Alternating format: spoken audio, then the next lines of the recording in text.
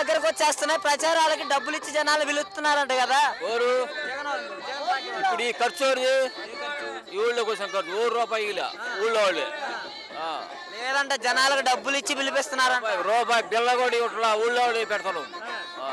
ఈసారి ఎట్టి పరిస్థితుల్లోనూ ఆంధ్ర రాష్ట్రంలో టీడీపీ జెండా ఎగిరిద్దంట. వాళ్ళ బడి ఎల్లీలో పడుతుంది. పవన్ కళ్యాణ్ పరిస్థితి ఏంటి మరి? వాడు సినిమాలు తీసుకోవటం, ముఖ్యమంత్రి అవుతా జగన్ గుండెల్లో నిద్రపోతా అంటున్నాడు. అమ్మడి కాడి ఉంది ఆడ, ఏం లేదు.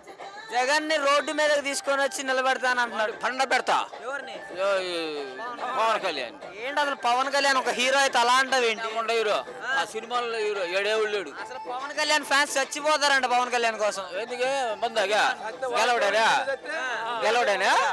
గెలవడేనా చచ్చిపోతాడా? అంత మంచోడంట పవన్ కళ్యాణ్. వాడికి బ్రహ్మాండమైన వాడు. అసలు ప్రజలకి సేవ చేయడంలో పవన్ కళ్యాణ్ మించిన వాళ్ళు లేరంట. అసలు రాజకీయ వాడికి తెలుసా? రాజకీయం ఏం తెలుసు వాడికి? ఈసారి చేయగలేస్తాడు అమ్మంట ఏముంది.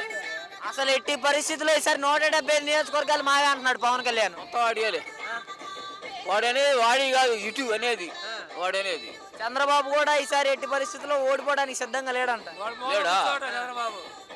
ఓడిపోడు, కింద పడుకుంటాడు పోయి. వీళ్ళిద్దరు పొత్తు చూసి భయపడతాడు జగన్. ఎవరు? ఎంటెక్ కూడా అనకదు జగన్కి, అనకదు అంతే. జగన్మోహన్ రెడ్డి భయపడుతున్నాడు అంట. భయపడుతుండు, తెలుసులే భయపడేది.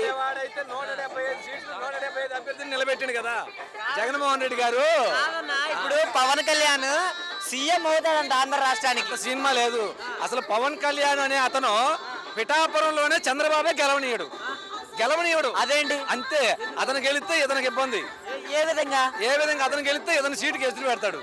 ఏ సీటుకి? చంద్రబాబుకి ఎదురు పెడతాడేమోనని ముందు అతన్నే గెలవనీయుడు. అది ఏ సీటుకి ఎదురు పెడతాడు? చంద్రబాబు సీటు, ముఖ్యమంత్రి సీటు గెలుచుకుంటే ఒకవేళ గెలవనీయుడు అతను మెయిన్. అంటే ఒక అసెంబ్లీ స్థానంలో గెలిస్తే ముఖ్యమంత్రి స్థానం అడుగుతాడు. అందుకని ముందు అతనే ఓడిస్తాడు. పోయినసారి భీమవరంలో వేశాడు, 2 సార్లు వేశాడు కదా. ఏమన్నా గెలిచాడా? చంద్రబాబే ఓడిచ్చాడు అతన్ని. ఈసారి నాకు ఓటు పర్సెంటేజ్ పెరిగింది అంటున్నాడు. పెరిగితే ఎంత పెరుగుతుంది? 3,000 పెరుగుతుంది, 4,000 పెరుగుతుంది. అంతకాడికి ఎక్కువేం పెరగదు అతనికి. 4వ భార్య అంటున్నాడు. జగన్ కాదు, పవన్ కళ్యాణ్, చంద్రబాబు, పప్పు, వాళ్ళు ముగ్గురు. జగన్కి నా ముగ్గురు పిల్లలు ఒక విధంగా. అంతే. అసలు జగన్ ఇచ్చిన మేనిఫెస్టో నిలబెట్టుకునే దమ్ము ధైర్యం జగన్ కి లేదని మాట్లాడుతున్నారు. మేనిఫెస్టో నిలబెట్టుకున్న దమ్ము ఉండబట్టే జగన్ ఈ రోజున ఓట్లు అడిగి హక్కుంది. వాళ్ళకి హక్కు లేదు. ఇప్పుడు ఏం మేనిఫెస్టో ఇచ్చిండు? రుణమాఫీ చేశాడా చెప్పండి?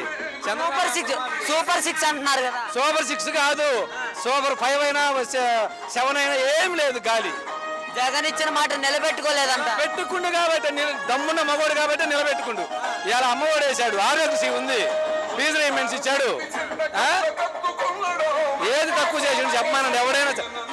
ఎవడైనా సరే ఒకటే గుర్తు, అమ్మ తల్లిపాలు తాగి రొమ్ము కుత్తినవాడు ఎవడైనా సరే జగన్ ఇచ్చిన పథకాలు ఏంది వచ్చి తిన్నవాడు ఎవడైనా సరే అనడు, ఆ మాట అనడు. ఫైనల్ గా జగన్ భయపడుతున్నాడంట. భయపడటం అనేది అతని రక్తంలోనే లేదు.